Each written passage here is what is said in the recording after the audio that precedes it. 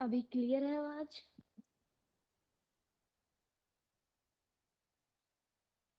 आपकी आवाज एकदम दबी हुई है। ओके। मैम वॉल्यूम थोड़ा सा हम्म, रेज करिए थोड़ा। अभी बताइए, अभी आवाज क्लियर है?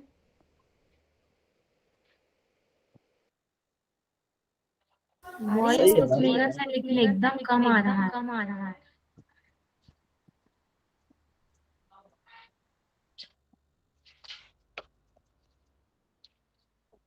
अभी आ रही है आवाज?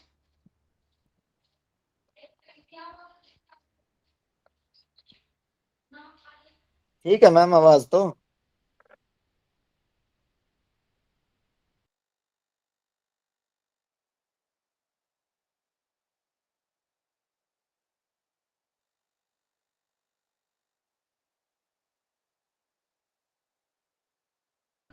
तो स्टार्ट करें क्लास?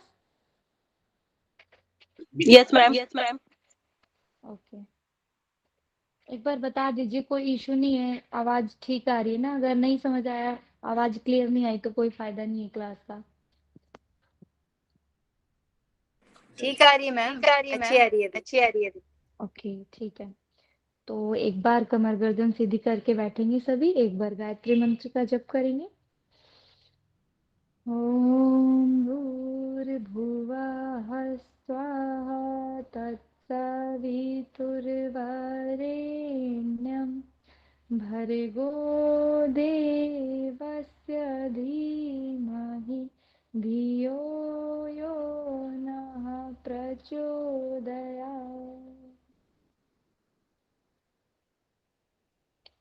धीरे से आंखें खोलेंगे। तो आज हम स्टार्ट करेंगे श्री अरविंद घोष का, क्योंकि ये हमारा लास्ट रह गया था। इसके बाद में हम जो हमारे उनसे भी जो पुराने हैं, तुलसीदास, कबीर दास और सूरदास, उनका करेंगे एक दिन में तीनों का। और उसके बाद फिर पतंजलि और गोरक्षनाथ जी का हम कवर करेंगे, और एक दिन फिर इनका हम कंप्लीट का टेस्ट करेंगे या रिवीजन करेंगे। ठीक।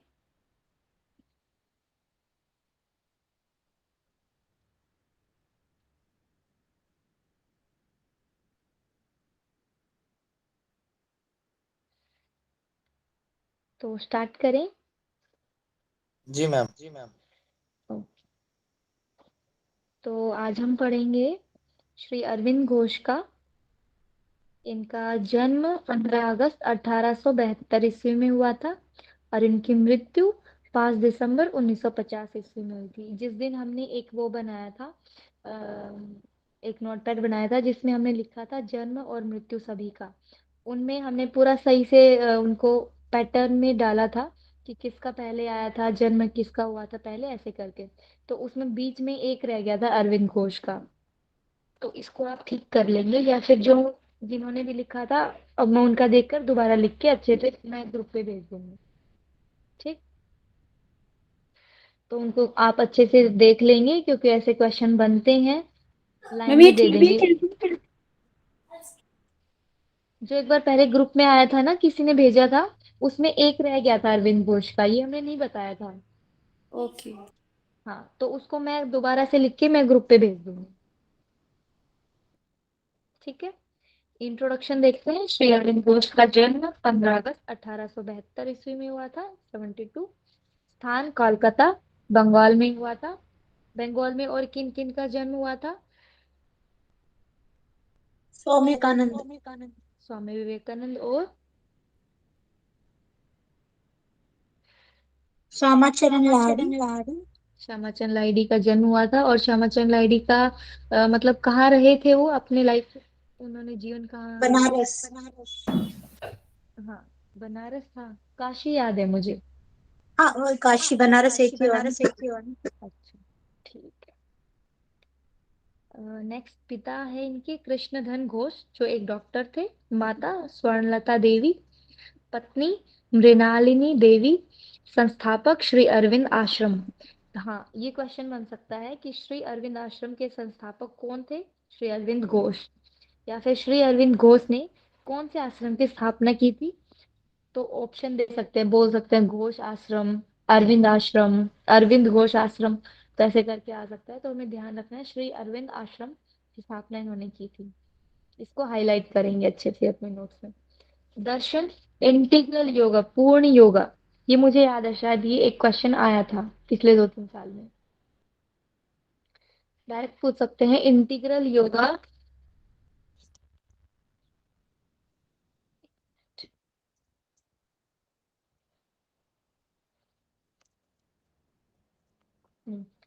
डायरेक्ट पूछ सकते हैं इंटीग्रल योगा किसने स्टार्ट किया था, ये इसकी संस्थापना किसने की थी, या इंटीग्रल योगा के बारे में किसने बताया था। ठीक है, तो इसको भी हाईलाइट करेंगे, श्री अरविंद आश्रम और इंटीग्रल योगा, पूर्ण योगा।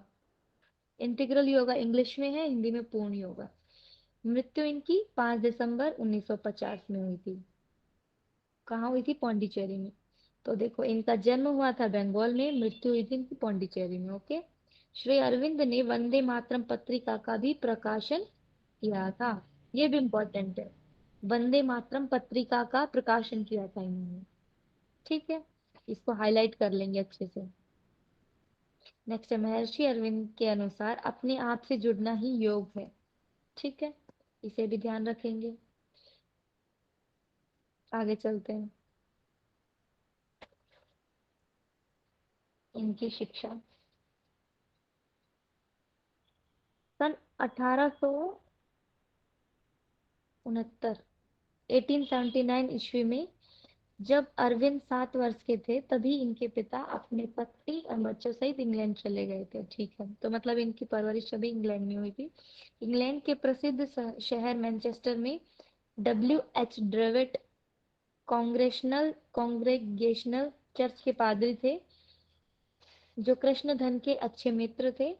इसलिए ड्रेविट की पत्नी अरविंद को घर पर ही इतिहास, भूगोल, गणित आदि विषयों के साथ साथ फ्रेंच, अंग्रेजी, लैटिन भाषा भी पढ़ाती थी। ठीक है, तो मतलब इनका स्टडी इंग्लैंड में हुआ था 7 वर्ष के बाद में।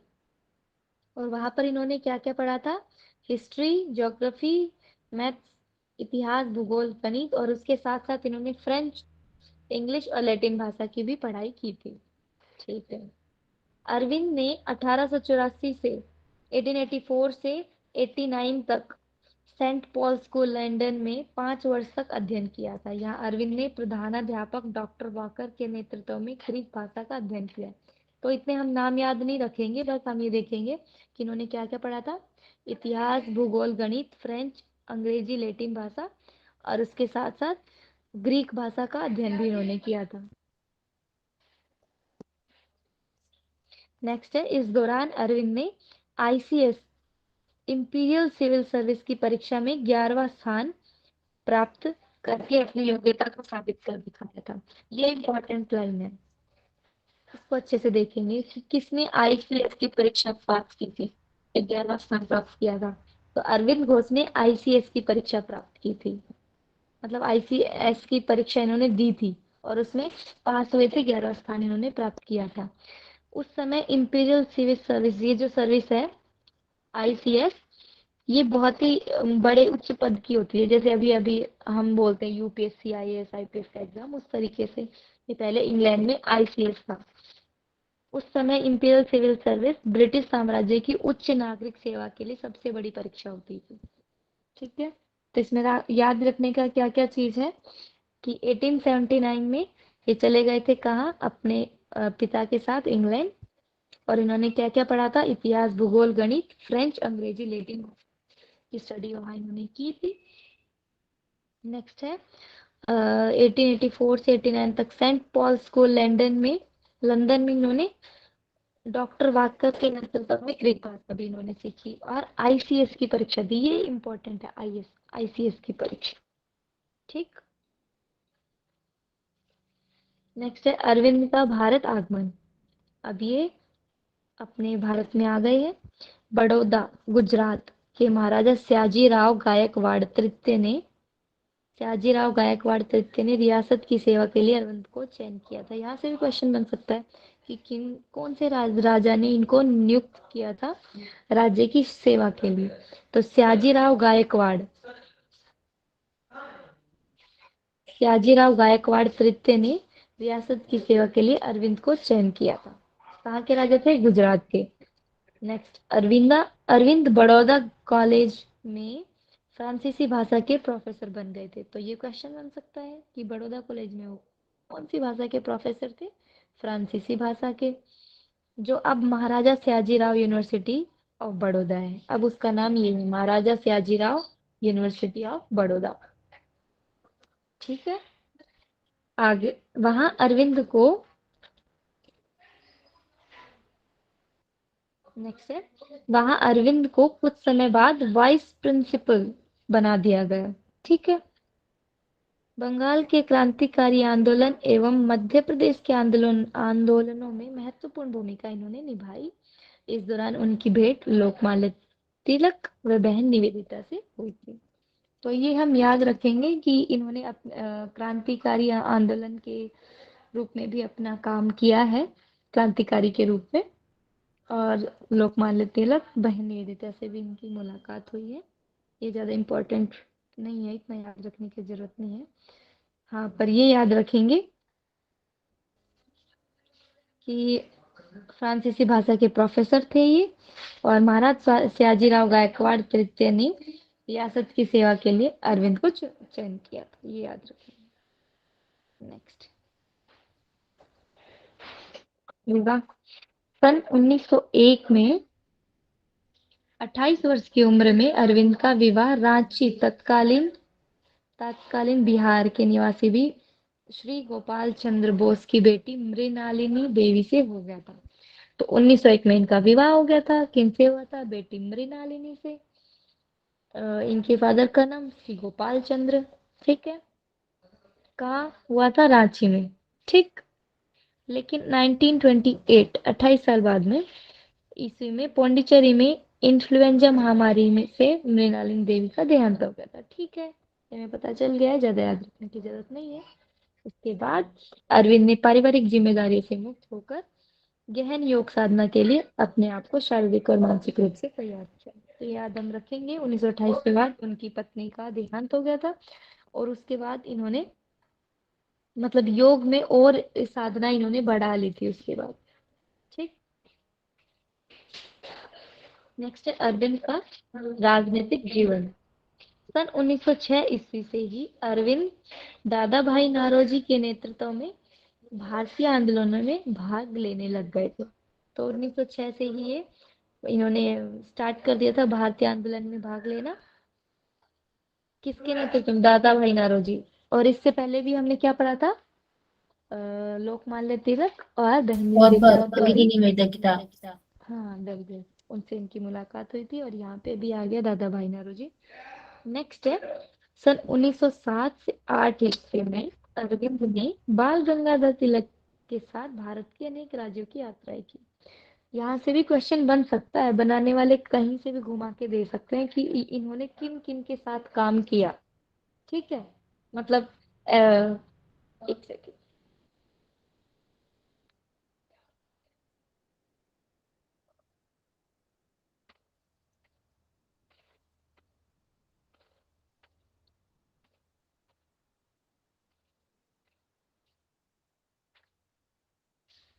एक मिनट होल्ड करेंगे।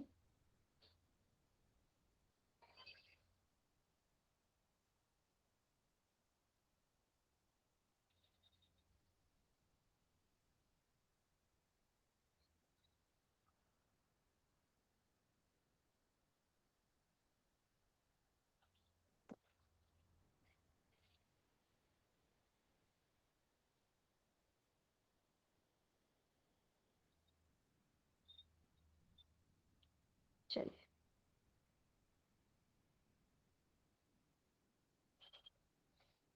ठीक है, हम कहाँ पहुंच गए थे? अरविंद का राजनीतिक जीवन। तो हम यहाँ पहुंच गए थे 1907 से 8 में अरविंद ने बाल गंगाधर तिलक के साथ भारत के अनेक राज्यों की यात्राएं की। तो इसमें क्या क्या नाम आ गए, किन किन के साथ इन्होंने मुलाकात की थी? दादा भाई नारोजी, बाल गंगाधर तिलक, लोकमान्य भगिनी Nivedita. Yes, very good. Next है, अरविंद ने कर्म योगिनी अंग्रेजी भाषा और धर्म बंगाली भाषा में 2 पुस्तकों का लेखन कार्य भी किया। इसके अलावा अरविंद ने बांग्ला पत्रिका सुप्रभात में कई लेख लिखे। ये मोस्ट इम्पोर्टेंट है, इसको अच्छे से लिखेंगे, नोट्स में हाईलाइट करेंगे। क्या क्या हाईलाइट करेंगे? कर्म योगिनी, धर्म, ये हाईलाइट नहीं लिखा गया है यहाँ पर, ये हाईलाइट है धर्म और सुप्रभात। ये इन्होंने पुस्तकों का लेखन किया है। कर्म योगिनी अंग्रेजी भाषा में है, धर्म बंगाली भाषा में, और सुप्रभात बंगाल पत्रिका है। ठीक है, ये दोनों पुस्तक है और ये पत्रिका है सुप्रभात। क्लियर है सभी को?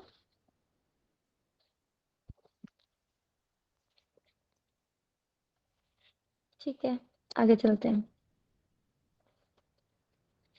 साधना एवं निर्वाण। 4 अप्रैल 1910 1910 ईस्वी को श्री अरविंद कोलकाता चंद्रनगर छोड़कर पौंडीचेरी पहुंच गए थे। मतलब पहले वो कलकत्ता रहते थे चंद्रनगर में, फिर वो पौंडीचेरी आ गए थे 1910 में। श्री अरविंद ने आश्रम का निर्माण किया और ध्यान योग साधना में लीन रहने लगे। ठीक है, तो यहाँ से हमें पता चल रहा है 1910 में इन्होंने आश्रम का निर्माण करा था। उससे पहले ही कलकत्ता में रहते थे। 1910 में कहाँ आए? पौंडीचेरी में। ठीक है, और इनकी देखो पत्नी आवाज क्यों आ रही है, सभी को नहीं आ रही है। आवाज क्लियर है मेरी? कम आ रही है? आ रही है मैम, कंटिन्यू रखिए आप।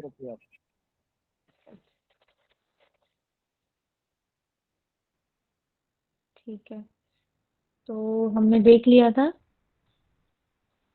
कि इन्होंने ध्यान योग साधना में लीन हो गए थे। और एक क्वेश्चन ये है कि उनका देहांत कब हुआ था इनकी पत्नी का, बताइए। 1928 ईस्वी में। 1928। तो 28 में इनकी पत्नी का देहांत हो गया था, पर उससे पहले 1910 में ही ये कलकत्ता से पौंडीचेरी आ गए थे। 28 के बाद में इनकी योग साधना और ज्यादा बढ़ गई थी, पर 1910 में इन्होंने आश्रम का निर्माण किया था। ठीक है, ये याद रखेंगे। 1910 में किसकी स्थापना हुई थी? अरविंद आश्रम की, श्री अरविंद आश्रम की, हमने पढ़ा था पहले। ठीक है, नेक्स्ट है, अरविंद 1914 1914 ईस्वी तक आश्रम में नियमित योग प्राणायाम का अभ्यास स्वामी ब्रह्मानंद के शिष्य बाबाजी देवधर इंजीनियर के सानिध्य में करते थे। ठीक है, तो यहाँ से हमें पता चल रहा है कि उन्होंने किसके सानिध्य में का योग सीखा। तो ये भी बोल सकते हैं इनके गुरु कौन थे। तो बाबाजी देवधर इंजीनियर के सानिध्य में किया था, और वो किन के शिष्य थे? स्वामी ब्रह्मानंद के। ओके, स्वामी ब्रह्मानंद के शिष्य कौन थे? बाबाजी देवधर इंजीनियर। और इनके साथ इनके सानिध्य में काम किया था श्री अरविंद घोष ने। ओके, नेक्स्ट है, अरविंद ने सन 1914 ईस्वी के बाद दर्शन पर मासिका पत्रिका आर्य शुरू की थी। ये मोस्ट इम्पोर्टेंट है। पहले हमने क्या क्या पढ़ा था, एक एक बताएंगे सभी। कर्म योगिनी अंग्रेजी में, ओके, सुप्रभात बंगाल सुप्रभात बंगाली में, वेरी गुड। धर्म बंगाली भाषा में, धर्म बंगाली में था। जी मैम। जी मैम, पत्रिका बांग्ला भाषा। हाँ, और कर्म योगिनी अपने ठीक है, धर्म और बंगाली। ठीक है, बंगाल पत्रिका ओके। सुप्रभात। हाँ, सुप्रभात पत्रिका थी और धर्म और कर्मयोगिनी पुस्तक थी। पुस्तक। ठीक है, और इसके बाद में हमने यहाँ देख लिया दर्शन पर थी मासिका पत्रिका, मंथ में जो एक बार आती है, क्या नाम थी? आर्य। तो आर्य भी उन्होंने ही लिखा था, पत्रिका स्टार्ट की थी। तो ये भी क्वेश्चन बन सकता है, इनको याद रखेंगे, बार बार रिवाइज करेंगे। सन 1926 से 38 26 से 38 ईस्वी तक पूरे 12 वर्ष श्री अरविंद गहरी मौन साधना एवं ध्यान में लीन रहे। ये भी क्वेश्चन बन सकता है कि 12 वर्ष तक कौन गहरी साधना में लीन रहा था। ये डायरेक्ट क्वेश्चन बन सकता है। मौन साधना और ध्यान में लीन थी। 26 से 38 तक, तो ये ध्यान रखेंगे। श्री अरविंद घोष 12 वर्ष तक। इसके बाद 38 से 50 तक मौन साधना का दूसरा चरण श्री अरविंद का 12 वर्ष का रहा। मतलब उसके बाद में फिर से इन्होंने दूसरा स्टार्ट कर दिया मौन साधना। या फिर ये भी क्वेश्चन बन सकता है कि इन्होंने 2 बार या फिर मौन साधना अपने लाइफ में की थी 12-12 वर्ष तक। ठीक है, तो ये आपके दिमाग में जस्ट आना चाहिए उसे टाइम कि श्री अरविंद घोष। ठीक है, साधना का दूसरा चरण भी इन्होंने 12 वर्ष का रहा। 26 से 38, 38 से 50, 50 में फिर इनकी हो गई थी, डेथ हो गई थी। इस दौरान सेवक सेवक चंपकलाल और शरीमा, ये और कुछ है, शरी नहीं है यहाँ पर, हम आगे पढ़ेंगे। सेवक चंपकलाल और ये डैश छोड़ देंगे, अभी आगे हम पढ़ेंगे। ही अरविंद से मिल सकते थे, अन्य सभी का श्री अरविंद के कमरे में प्रवेश निषेध था। तो मतलब ये दोनों इनके सेवक थे, ये दोनों चंपकलाल और ये माँ। ठीक है, तो ये भी क्वेश्चन हो सकता है कि दो इनके बहुत करीब थे जो इनके रूम में आ सकते थे, तो उनका नाम क्या है। वैसे इतना इम्पोर्टेंट भी नहीं है, पर फिर भी हम याद रखेंगे। नेक्स्ट, महर्षि अरविंद का यह विश्वास था कि सांसारिक दुख का निवारण केवल आत्मा के विकास से ही हो सकता है। क्या था इनका विश्वास कि सांसारिक दुख का निवारण अगर होना है तो कैसे होगा, आत्मा के विकास से। नेक्स्ट, महर्षि अरविंद ने बताया था कि योग से ही सुप्त चेतना का जागरण हो सकता है। योग के द्वारा व्यक्ति सामान्य जीवन को दिव्य जीवन बना सकता है। ठीक है, पता चल गया। 5 दिसंबर 1950 ईस्वी को अरविंद भौतिक शरीर को छोड़कर सदा के लिए पंचतत्व में विलीन हो गए थे। ये हमने पहले डिस्कस कर लिया। 1950 में इनकी मृत्यु हो गई थी। तत्कालीन प्रधानमंत्री जवाहरलाल नेहरू, राष्ट्रपति राजेंद्र प्रसाद ने भी योगिक दर्शन और स्वतंत्रता आंदोलन में उनके योगदान की प्रशंसा की थी। मतलब इन्होंने भी उनका नाम लिया था कि अरविंद घोष ने अच्छा प्रदर्शन किया था या उनका बहुत योगदान रहा हमारी स्वतंत्रता आंदोलन में। ठीक है, तो ये इतना इम्पोर्टेंट नहीं है, आगे चलते हैं। उनका नाम जो हम बोल रहे थे चंपकलाल, और दूसरा थी मीरा अल्फस्सा, ये नाम था दूसरा मीरा अल्फस्सा। ये क्वेश्चन बन सकता है यहाँ पर। मीरा अल्फस्सा को श्री माँ भी कहा जाता था। मीरा अपने पति पॉल रिचर्ड के साथ 1914 ईस्वी में पौंडीचेरी अरविंद आश्रम में अध्यात्म और योग साधना के लिए पेरिस से आई थी, भारत आई थी। ठीक है, तो पेरिस से भारत आई थी, कब आई थी, 1914 में, 14 में। किसके साथ, अपने पति पॉल रिचर्ड के साथ। कौन आई थी, मीरा अल्फस्सा, जिनको क्या बोलते थे, श्री माँ। ठीक है, किसके लिए आई थी वो, अध्यात्म और योग साधना के लिए। कहाँ आई थी, अरविंद आश्रम में।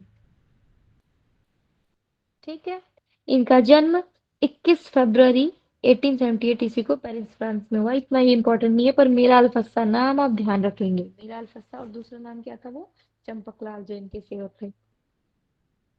4 ऑप्शन देख के पूछ सकते हैं कि इनके सेवक कौन थे, तो हम याद रखेंगे Champaklal, Mirra Alfassa. Okay, next. हाँ, ये इम्पोर्टेंट है, हाईलाइट करेंगे इसको। श्री अरविंद का पूर्ण योग, इंटीग्रल योगा। पूर्ण योग को एकात्मक योग, इंटीग्रल योग, अलौकिक योग के नाम से भी जाना जाता है। मोस्ट इंपॉर्टेंट है, हाईलाइट करेंगे। महर्षि अरविंद ने पूर्ण योग का विस्तृत विवेचन मासिका पत्रिका आर्य में किया था। ठीक है, आर्य जो इन्होंने मासिक पत्रिका निकाली थी, उसमें इन्होंने विवेचन किया था किस चीज का, पूर्ण योग का, जो इन्होंने ही स्टार्ट किया है। इस पत्रिका में सिंथेसिस ऑफ योग शीर्षक से लगातार 6 वर्षों तक पूर्ण योग पर लेखमाला प्रकाशित होती रही है। मतलब पूर्ण योग पर ही इनका एक ही शीर्षक ये डालते थे, सिंथेसिस ऑफ योगा। उसमें सिर्फ पूर्ण योग के बारे में ही बताते थे। ठीक है, और किसमें थी, कौन सी पत्रिका में, आर्य पत्रिका में।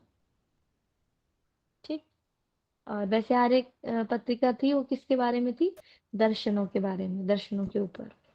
ठीक, नेक्स्ट है महर्षि अरविंद भक्ति योग, राजयोग, ज्ञान योग, ध्यान योग आदि के समरूप ऐसी योग विधि का प्रतिपादन किया जो मनुष्य को पूर्णत्व प्राप्त करता है। मतलब इन्होंने भी भक्ति योग, राजयोग, ज्ञान योग, ध्यान योग इनके बारे में बताया या अपनी टिप्पणी दी। नेक्स्ट है श्री अरविंद का योग व्यवहारिक एवं मनोवैज्ञानिक है। ठीक है, आगे चलते हैं। श्री अरविंद की पूर्ण योग पद्धति की 3 मूल साधनाएं अथवा अभ्यास। ठीक है, अभिप्सा अर्थात अभिलाषा, अभिलाषा, परित्याग और आत्म उद्घाटन, ये 3 साधनाएं हैं या अभ्यास है। पूर्ण योग एक सर्वांग साधना प्रणाली है जिसमें सांसारिक जीवन आध्यात्मिक जीवन के मध्य सामंजस्य स्थापित होता है। पूर्ण योग में पूर्ण शब्द का सूचित करता शब्द यह सूचित करता है कि योग मानव को पूर्णत्व प्राप्त करता है। यहाँ से क्वेश्चन बन सकता है, ये याद रखेंगे। क्या क्वेश्चन बन सकता है कि पूर्ण योग किसने स्टार्ट किया? अरविंद घोष ने। और यहाँ पर पूर्ण शब्द का क्या तात्पर्य है? तो यह योग मानव को पूर्णत्व प्राप्त करता है। मतलब ये बताता है कि जो मानव है वो पूर्ण है, यही ये बताता है। अर्थात मानव को महामानव बनाता है, ये मतलब है इसका। ठीक, यह आत्मा के भीतर जीवन को पूर्णत्व प्रदान करता है और उसे सार्थक बनाता है। ठीक है, ये समझ आ गया हमें, ज्यादा हम डीप में नहीं जाएंगे। नेक्स्ट, श्री अरविंद के प्रमुख शिष्य, ये भी इम्पोर्टेंट है। मैंने बता दिया था जितने भी शिष्य हैं वो तो आपको याद करने ही पड़ेंगे, या तो कोई ट्रिक बनाओ या मोस्ट इम्पोर्टेंट है इस तरीके से याद करो आप। क्योंकि जब कोरोना के जस्ट बाद में जो एग्जाम हुआ था नेट का, उसमें डायरेक्ट ये पूछा गया था कि 4 ऑप्शन थे, उसमें ये था कि महर्षि दयानंद के इन चारों में से कौन से शिष्य नहीं है ना, ऐसे क्वेश्चन। या फिर इन चारों में से कौन सा एक है जो इनके शिष्य थे। तो शिष्य गुरु पर तो बन सकता है क्वेश्चन।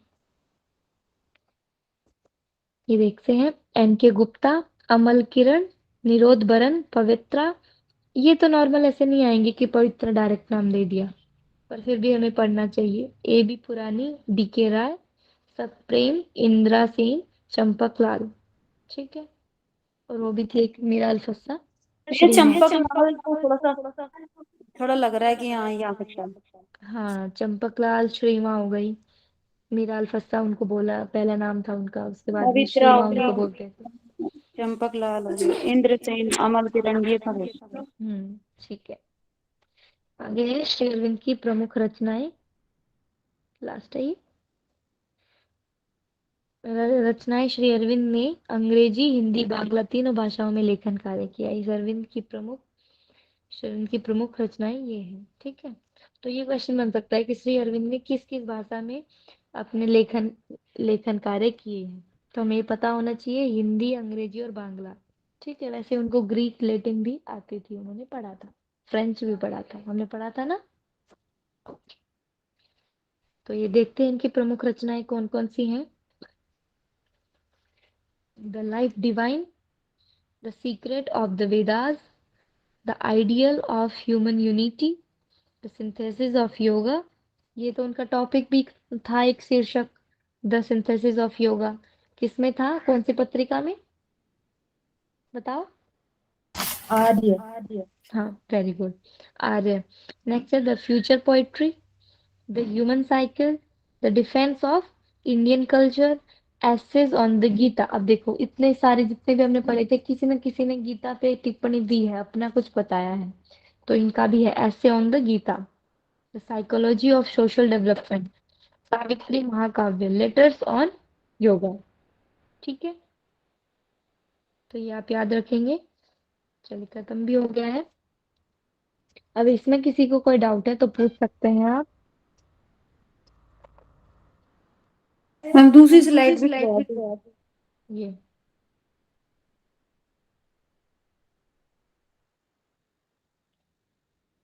और पीछे में किसी को कोई डाउट हो तो पूछ सकते हैं। अभी तक जितने हो चुके हैं, जो एक काल है, समकालीन ऐसा कुछ था, उनमें जितने भी हमारे थे, योग से जुड़े हुए स्वामी महर्षि सब, उनका हमने कर लिया है। महर्षि घोष का ही रह रहा था, वो भी हमारा कंप्लीट हो गया है। अभी कल शायद क्लास नहीं होगी, परसों होगी शायद, 1 या 2 दिन के बाद में। ठीक है, क्योंकि और फिर हम वो लॉजिकल रीजनिंग की जो क्लास है वो खत्म हो जाएगी, उनकी जगह पर हम ये क्लास रखेंगे। और ये योग का 3 परीक्षा तो 2 दिन में कंप्लीट हो जाएगा। ठीक है, 2 3 दिन लगेंगे, उसके बाद भी हम योग, वो वाली उसके, मैम, हाँ जी, मॉर्निंग में क्लास होती है ना। हाँ जी, लॉजिकल रीजनिंग। फिर हम योग वशिष्ठ स्टार्ट करेंगे। योग वशिष्ठ से भी 3 से 4 क्वेश्चन कंफर्म है, आते ही आते हैं, है ना। और उसमें ये भी नहीं है, पूरी बुक हम नहीं पढ़ सकते क्योंकि बहुत बड़ी बुक है, तो उस पे जो हमने पीडीएफ बनाया है सिर्फ वही पढ़ेंगे। ठीक। और मैम किसी इसकी को कोई जो डाउट? बुक्स वगैरह है वो वाली दिखा दीजिए तो एक बार। हाँ, एक मिनट। इनकी ये प्रमुख रचनाएं हैं। कोई बताएगा इनका जन्म कब हुआ? 15 अगस्त 1872। 1872। ओके।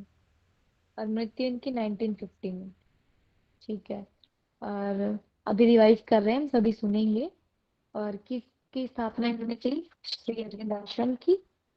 और किस चीज, कौन से योगा के बारे में इन्होंने बताया? इंटीग्रल योगा, जिसे क्या बोलते हैं? पूर्ण योगा भी बोलते हैं। और उसमें क्या क्या है पूर्ण योगा में? अभिलाषा, 2 चीजों में क्या है, कोई बताएगा? परित्याग और आत्मोद्घाटन। आत्मोद्घाटन। एक जना बताएंगे उनका के अच्छे से, फिर से। अभिलाषा, हम्म। परित्याग और परित्याग, आत्मोद्घाटन। आत्मोद्घाटन, वेरी गुड, ये भी याद रखेंगे। और 2 प्रमुख शिष्य कौन थे? चंपकलाल और श्रीमा। श्रीमा या निराल प्रसाद। ठीक है। और इन्होंने कौन सा एग्जाम क्लियर किया था? ICS. ICS. Very good, ICS. ठीक है, क्लियर है सभी को? और कोई डाउट हो तो पूछ सकते हैं आप।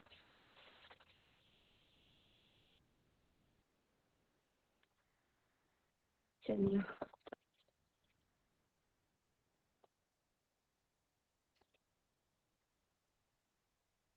तो आज की क्लास यही समाप्त करते हैं। और कल हम पूरा रिवाइज भी करेंगे। रिवाइज इन द सेंस, हम क्वेश्चंस ही पूछेंगे उसमें। ठीक है, देख लेंगे हमने कितना आपने रिवाइज किया है अभी। तो एक बार मैम सभी अभी और करा दीजिएगा 5 मिनट। हाँ चलो ठीक है, एक बार और रिवाइज करा देते हैं हम जितना मैंने किया है। जो क्वेश्चन आंसर जैसे हम पूछते थे वैसे ही पूछ लेंगे। ठीक।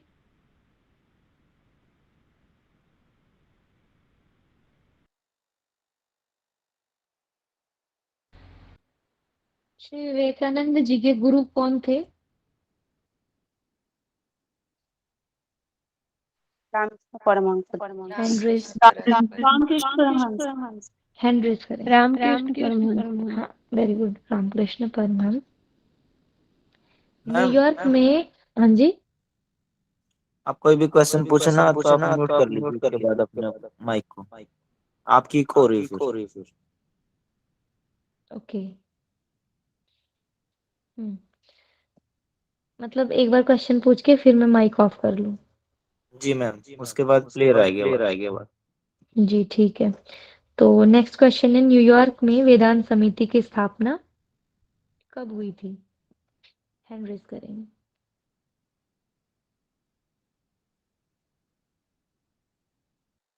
बस इतने ही लोगों को पता है? सिर्फ एक?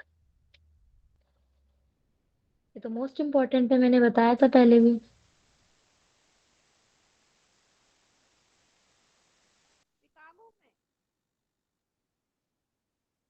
न्यूयॉर्क में वेदांत समिति की स्थापना कब हुई थी? 1994 में मैम। ओके, 1989। मुझे पहली बार पता चला है। चलिए ठीक है, 1894, इसे याद रखेंगे 1894। ये मैंने पिछली बार जब क्लास हुई थी उसमें भी मैंने ये पूछा था, और उसमें भी बहुत सारे लोगों ने गलत बताया था, और मैंने उस टाइम भी बोला था ये मोस्ट इम्पोर्टेंट है। 1894, इसे क्लियर करेंगे सभी। Okay ma'am. Okay, next question है एड्रेस ऑन भक्ति योगा। एड्रेस ऑन भक्ति योगा के रचयिता कौन है, या ये किसने लिखी थी बुक? एड्रेस करेंगे।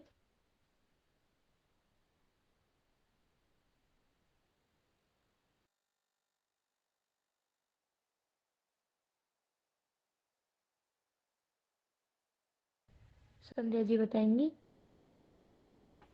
विवेकानंद, स्वामी विवेकानंद। नेक्स्ट क्वेश्चन है महेश योगी का जन्म कब हुआ था?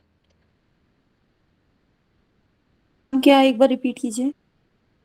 श्री महेश योगी का जन्म, हैंड रेज करेंगे।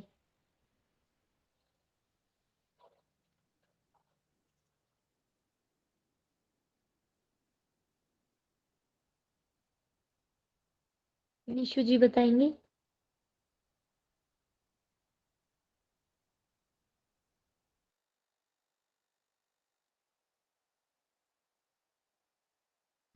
पूजा जी बताएंगे।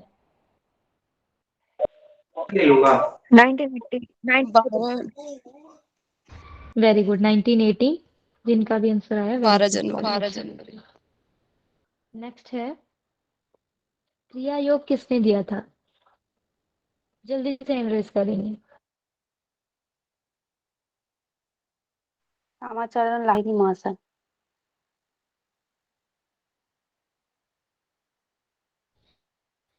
ओके, हैंड रेज करेंगे नेक्स्ट क्वेश्चन के लिए।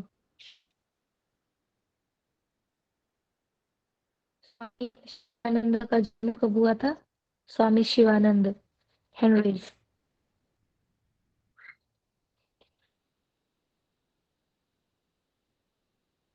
मैम क्वेश्चन क्या है?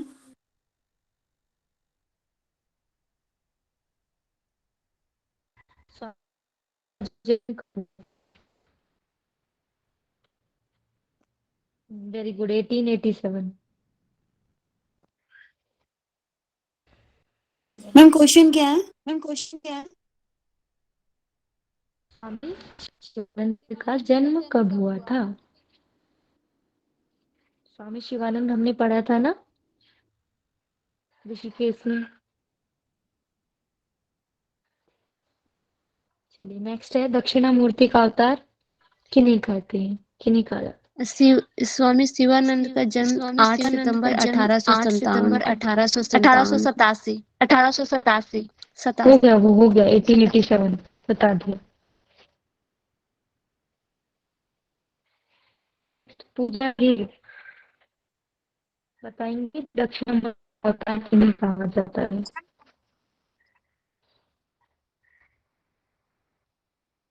आवाज नहीं आई। मैम क्वेश्चन नहीं, आवाज बहुत ज्यादा रिपीट हो रही है तो समझ नहीं आ रहा है। ओके ठीक है, तो इसका आंसर आएगा महर्षि रमन। जिनको याद था उनको, उनके लिए अच्छा है, और जिनको नहीं था वो एक बार और इसको दोहरा लेंगे। नेक्स्ट क्वेश्चन है किस मंदिर में बैठकर महर्षि रमन घंटों नटराज भगवान को देखते रहते थे?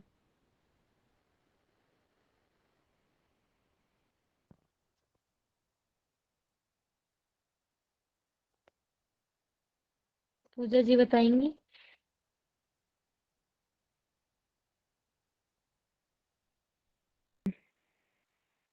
मीनाक्षी मंदिर। वेरी गुड, मीनाक्षी मंदिर, बहुत बढ़िया। रमन आश्रम की स्थापना कब हुई थी? रमन आश्रम की स्थापना कब हुई थी? 1922 में। Guess कर लेंगे।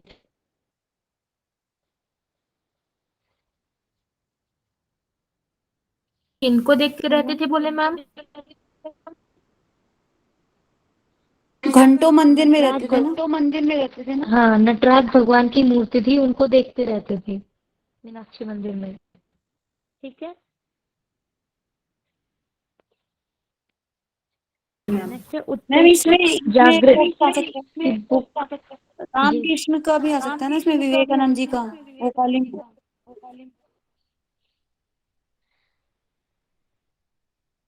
नहीं, उनका नहीं आएगा। नहीं आएगा मैम। ठीक है।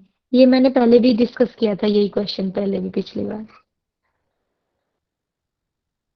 ये क्वेश्चन मोस्ट इम्पोर्टेंट है जो अभी मैं पूछने जा रही हूँ, तो ये सभी को पता होना चाहिए। Lectures from Colombo to Almora book की रचना किसने की थी? हम गेस करेंगे।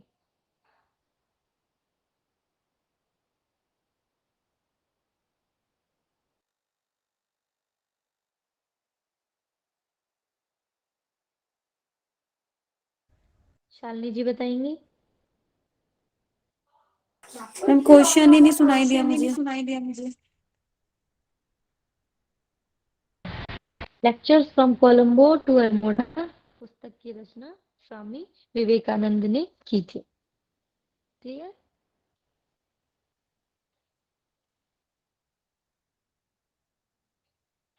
स्वामी विवेकानंद के बचपन का नाम क्या था? अनीता जी बताएंगी। Narendra. Narendra. Very good. Narendra Nath Dutt.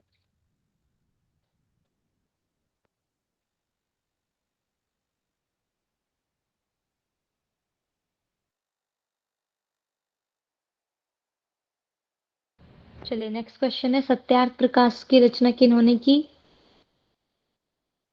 Type करेंगे सभी, फास्ट फास्ट टाइप की कर दीजिए।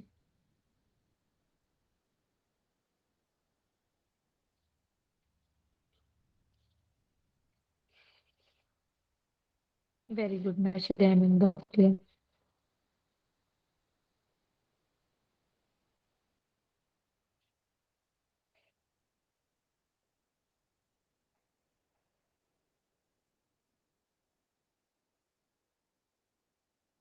नेक्स्ट क्वेश्चन है, न्यूयॉर्क वेदांत सोसाइटी की स्थापना किन्होंने की थी? बहुत अच्छा क्वेश्चन है, फटाफट से टाइप करेंगे। न्यूयॉर्क वेदांत सोसाइटी की स्थापना किन्होंने की थी? वेरी गुड, स्वामी विवेकानंद ने। कहाँ पर की थी?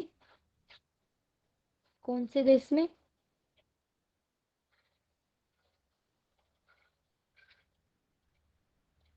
वेरी गुड, बताएंगे। वेरी गुड, अमेरिका में, अमेरिका 1894 में।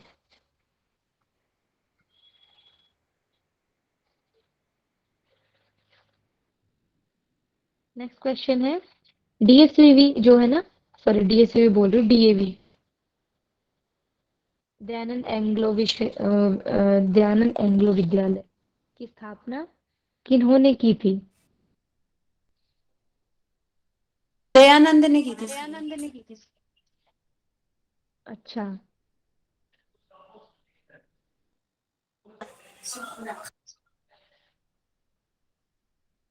अरे भाई कहाँ रह रहे हो आप? मैंने पिछली बार भी ये क्लियर किया था, शायद मुझे याद है मैंने 2 से 3 बार ये चीज क्लियर की है। सॉरी।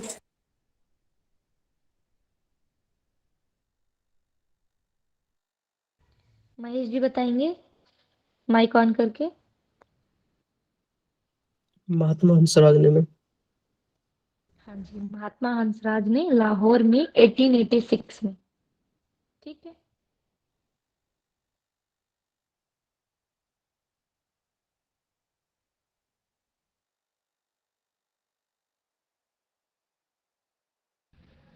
फाइव हाई 5 hymns to Arunachal, 5 hymns to Arunachal book किसने लिखी थी?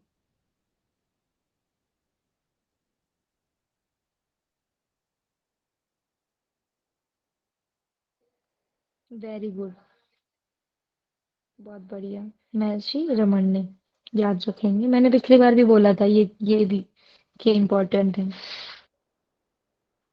चलो ठीक है, फिर अभी आज आप रिवाइज करेंगे। अब नेक्स्ट क्लास जब भी होगी तो सबसे पहले हम इन्हीं का ही, हम 5-10 मिनट, स्टार्टिंग की 10-20 मिनट हम सिर्फ यही रिवाइज करेंगे पीछे का। ठीक है, क्वेश्चन आंसर होगा, सिर्फ क्वेश्चन आंसर। पढ़ के आएंगे थोड़ा ना। हाँ, और मैं आशा करती हूँ उसमें किसी का भी कोई गलत नहीं होगा, और मैं कोशिश करूंगी कि पिछले जितने भी एग्जाम हुए हैं अभी नेट के, उसमें से मैं क्वेश्चन निकाल के लाऊं। ठीक है, जैसे कि आपको भी पता चले कि पहले ऐसे ऐसे क्वेश्चन आए हुए हैं। मैं कल कल कह रहे हो आप? कल नहीं, जब भी क्लास होगी, शायद कल नहीं होगी, 2 दिन के बाद में लॉजिकल रीजनिंग की जगह पर ही क्लास होगी। ओके।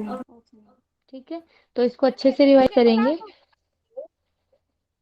रिवीजन हो क्लास होगी क्या ये जीवन परिचय वाली? नहीं, लॉजिकल रीजनिंग पर, लॉजिकल, मेरी बात सुनेंगे सभी, माइक ऑफ करेंगे। लॉजिकल रीजनिंग की क्लास खत्म होने के बाद उसी टाइम पर हम अपनी क्लास रखेंगे, जिसमें हमारा पहली क्लास होगी पूरा ये रिवीजन का। पहली क्लास हम सिर्फ रिवीजन को देंगे, उसमें भी हम कोशिश करेंगे 20-25 मिनट, हमारा जितना अभी तक हो गया है जीवन परिचय या इनमें जितने क्वेश्चंस आते हैं किस प्रकार से, वो ही मैं पूछूंगी, जिससे आपको आइडिया हो जाएगा कि कितना हमें पता है, कितना हमें और पढ़ना है, या फिर कितना हम पढ़ रहे थे ज्यादा एक्स्ट्रा, है ना, कि हमें इतना भी एक्स्ट्रा नहीं पढ़ना है। वो भी आपको क्लियर हो जाएगा जब हम पीछे के क्वेश्चंस देखेंगे, वो मैं इकट्ठा करके वही पूछूंगी आपसे। और उसके बाद फिर हम नेक्स्ट आगे पढ़ेंगे सूरदास, कबीरदास और तुलसीदास जी का परिचय। ठीक है, और एक दिन हम पढ़ेंगे पतंजलि और गोरक्षनाथ, उसके नेक्स्ट 2 और 3 डेज में कंप्लीट हो जाएगा जीवन परिचय। क्लियर है सभी को? कोई डाउट?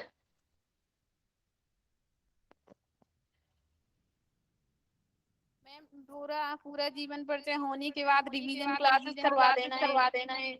हाँ, तो वो हम फिर से रिवाइज करा लेंगे। एक तो हमारा जस्ट अभी हो जाएगा जब भी क्लास होगी, जितना अभी तक हो गया है, उसके बाद में जो हम और आगे पढ़ाएंगे एक बार उसका रिवीजन हो जाएगा। ठीक है, वैसे मैं साथ साथ पूछती रहती हूँ, हर क्लास के बाद में हम 10 मिनट का सेशन यही रखते हैं क्वेश्चन आंसर का, है ना, ताकि आपको भी पीछे से रिवाइज हो जाए, बार बार में आपको भी पता लगेगा कि ये मैंने पढ़ा था पर ये मेरे दिमाग से निकल गया, तो शायद मुझे दोबारा रिवीजन करना चाहिए। ठीक है, अपना पोटेंशियल पता चल जाता है कि ये चीजें मेरे दिमाग से निकल रही हैं, तो इसका मुझे कुछ ट्रिक बनानी पड़ेगी। क्लियर है सभी को? तो रिकॉर्डिंग ऑफ कर देंगे, क्लास भी अभी हम खत्म करेंगे, कमर गर्दन सीधी करके बैठेंगे।